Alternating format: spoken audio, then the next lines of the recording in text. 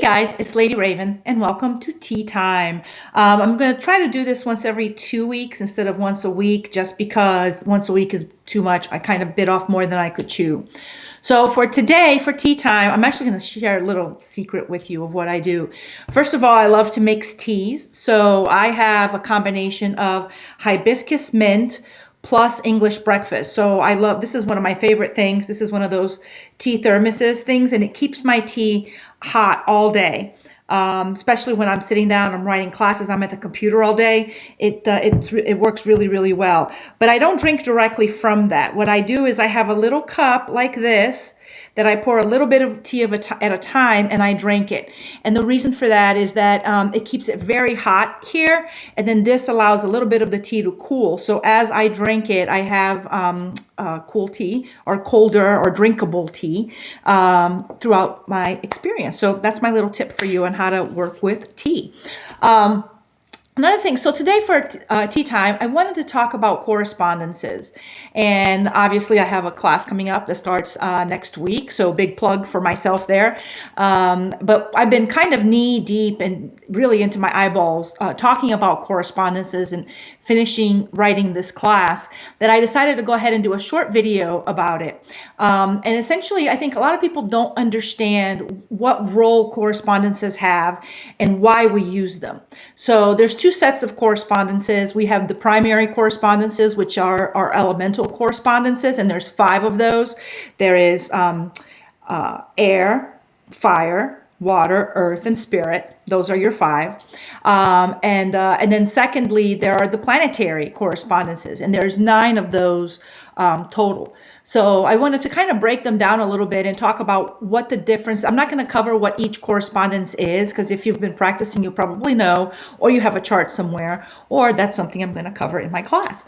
But I wanted to cover how to use them and the importance of them. So the reason we classify them into primary and secondary correspondences is because the primary ones are the ones that are closest to us. So they are basically based on our planet. This is the energy that we're in every single day. So if you think about it, our fire is unique because fire changes based on what it's burning.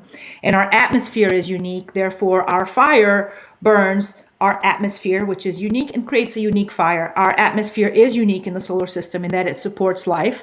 The same thing with our earth and our water. We're the only planet that has water in all 3 different states. So that makes us really, when we work with those elements around here with us, it really connects us to the planet that we live in and that we are anchored in. The 5th element there, when you're talking about spirit, that's you. You are normally representing that element. So this is the reason why a lot of times we don't call spirit in, because we're going to call the 4 elements in. You are spirit. You're already here. You don't need to be called in. So that's how we work with those. And those are the closest to us. They have the most direct impact on our lives every single day, because we are walking with these energies every single day. So that's the elements. So when we move into planetary correspondences, if you think about what they are, those are our neighborhood. So we may not necessarily be in them every day, but these, as we start moving away from Earth and expanding our consciousness, these are the rings of energy that we're going to actually connect with. So there is really nothing closer to us than our neighborhood, than our planet. So we start here on Earth with the elemental correspondences, and that represents our planet, right? Where we are, where we live, the 4 elements plus you, the completeness of that. And then when you start working with the planetary correspondences, it's like you're expanding from that middle section into the neighborhood that you currently live in. And that's how that actually works. One of the things that I thought was really interesting when I first started studying, God knows how many years ago, is that, the planetary correspondences, at least the first 7 of them, have been around for really a very, very long time. I mean, Mayans used them, and, ancient, in ancient Greece, they used them. So these planets have been there for a very long time. And so we were working with these energies before we had modern technology and the power of telescopes and understanding to know what is really going on in each one of those planets, right? So that was kind of like our guess as to what it was, because we couldn't really see that far away. And so the interesting part to me is when you compare what the traditional correspondence meanings are with the meaning, with the scientific knowledge that we have now from the planets around us. There is a remarkable connection there. They line up, whether you're looking at how the planet was born, what goes on inside that planet, what kind of energy field that planet has, all of that really lines up very nicely with the correspondences. So it's important to know, and I really hope that, and it's part of what we're going to be covering in class, but my goal is that you connect with these correspondences before you start using them. Don't just look at a chart, don't just look at a table, really connect with it. If you want to learn about Venus, what does Venus do? What is the correspondence for Venus? Instead of looking at a chart, go watch a show about Venus. Go watch a scientific astronomy show about Venus. One of my favorites is How the Universe Works. I have all seasons and I watch that over and over and over again. And every single time I see it, I get something totally different from that. And the reason why space shows are really helpful is because they show you how energy works in a grand scale. And those laws of how energy works, they work, unless you're really talking about quantum physics, which is tiny, tiny particles, and that's a whole separate area. But those laws are immutable. The laws of physics pretty much work across the universe, whether you're talking about a planet, a person, or a grain of earth, or a grain of sand, or a leaf, or anything like that. The laws that govern those energies are very much the same laws that govern everything else. So it's a really great way for you to learn about how does energy interact with each other? How do they work? And then also to understand, how do these planets interact with each other? They all have gravitational fields. They all affect one another. And that tells you how it is that it's going to affect us, because we are in the middle of this neighborhood with all these we are by far not the biggest kid in the block being on planet Earth. And there's a lot of smaller kids and bigger kids around us. We're just one of a group of 9. So understanding kind of where we are and where everybody else is and what everybody else is doing, it kind of gives you a feel for, okay, this is how our neighborhood works. This is how I can make use of all of these energies that are available to me.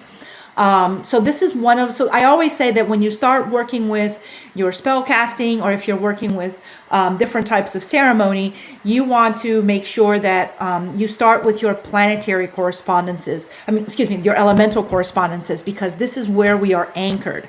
These are going to be the broad strokes of what you're trying to do. So for example, you're trying to do something with, you're trying to get clarity on something, trying to get more knowledge, or trying to, communication with somebody and all that. That's going to fall under the element of air. So that's a whole big chunk right there, air. But air encompasses so much. There's so much more to that element than just the things that you can read on a table. So what you're going to fine tune, what you're actually trying to do, is you're going to add a planetary correspondence in. So let's say you're saying, okay, well, I want to become more, I want to be able to have conversations with people and be more outgoing when I talk, to be able to speak my mind. So you could pair up element of air with either Venus or Mercury. One of those two would work. And if you say, you know what, I want to have bigger, brighter ideas. I want a creativity explosion around me. Maybe we're going to pair air up with Jupiter. That's going to be fine-tuning that air energy. So you can use the planets around us to fine-tune what it is that you're trying to do. Let's say you feel really scattered. You're like, my brain, I can't shut it down. I can't stop thinking about things. My thoughts are racing. All of this is happening. What are you going to do? You're going to use air, and you're going to pair that up with Saturn. Saturn's the great organizer. It kind of brings things, it calms things down, it grounds, it organizes things, it gets rid of whatever's not needed. So there's a lot of value in understanding, not just from a chart, what all of these correspondences are, but how they work with each other, and then ultimately how they work with you. So I hope that this was helpful for you.